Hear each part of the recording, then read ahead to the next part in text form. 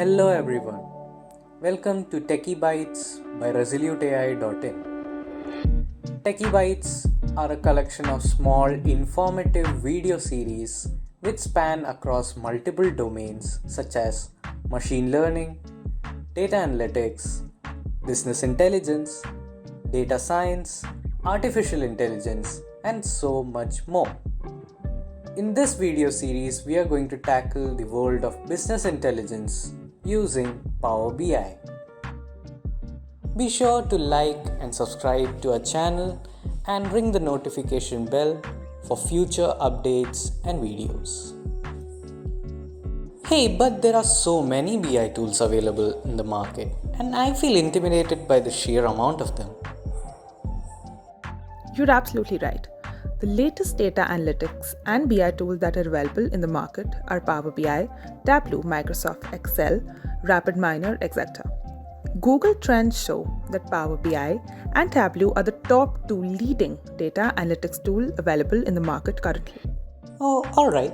But Power BI? What's so powerful about this BI?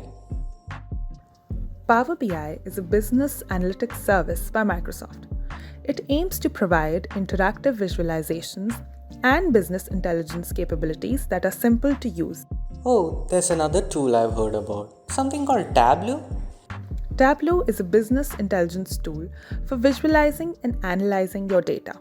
Users can create and distribute an interactive and shareable dashboard with graphs and charts. Oh, so what's so different about them? What do each of them have to offer? Power BI is easy to use and cheaper than Tableau. The Pro version of Tableau costs about $35. The cloud-based Power BI has infinite features and connects to almost 99 plus data sources, whereas Tableau connects to about 77. Power BI has DAX functions for better data analysis, whereas Tableau doesn't. Alright, this Power BI indeed is powerful. We can create interesting visualizations, work with Azure and MS Office. There is the end-to-end data protection and the option for customizable dashboards. And did I miss anything else? Yes, you did.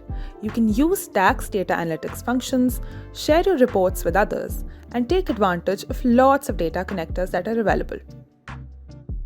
Alright, now that sounds impressive. But I still have some doubts. What are the key components of Power BI? How do each component interact with each other? How will I share my work? For that, you'll have to stay tuned for the next video. Thank you for watching.